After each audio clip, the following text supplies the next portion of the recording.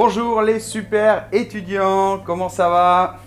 Aujourd'hui, nous allons voir la formation et l'utilisation du conditionnel en français. Exactement, et avant de commencer, on vous rappelle qu'on a une super académie et on a aussi des cours fantastiques pour apprendre le français. Allez, c'est parti. Donc oui, en effet, le conditionnel, c'est un thème de français très classique et très important. Alors le conditionnel, traditionnellement, il est mis comme un mode verbal à part, mais maintenant, on a de plus en plus tendance à le mettre dans le mode indicatif. Alors, on va commencer tout d'abord par voir sa formation. Alors le conditionnel, ce n'est pas très compliqué, sa formation. Il se forme sur le radical du futur de l'indicatif et en fait, on rajoute les terminaisons RAIS, RAIS, RAIT, RIONS, RIEZ, RAIENT.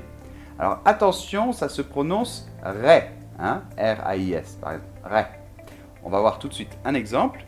On va voir par exemple le verbe recevoir.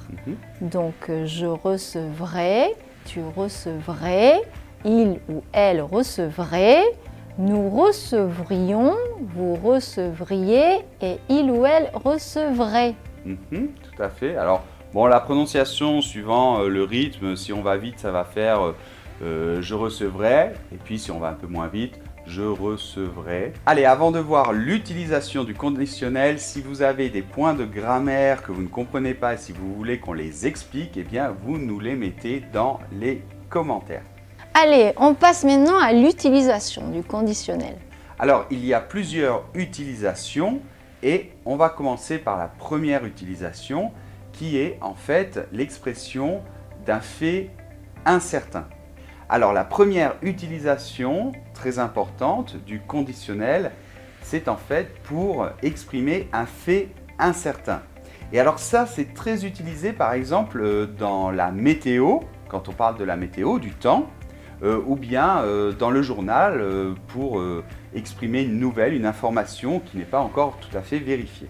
Par exemple, il devrait pleuvoir demain, c'est-à-dire que ce n'est pas sûr.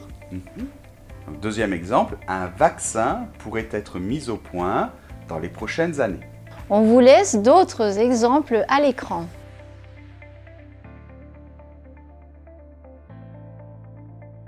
Alors la deuxième utilisation, le conditionnel sert pour exprimer l'hypothèse. C'est une utilisation ou un thème de grammaire très important. Donc c'est parti. Voilà, j'espère que vous avez aimé la vidéo et si c'est le cas, n'oubliez pas de mettre un pouce bleu et de vous abonner à notre chaîne. Et n'oubliez pas qu'on a aussi un compte TikTok, Instagram, Facebook où on a plein de matériel. Au revoir! À bientôt dans une prochaine vidéo si vous le voulez bien.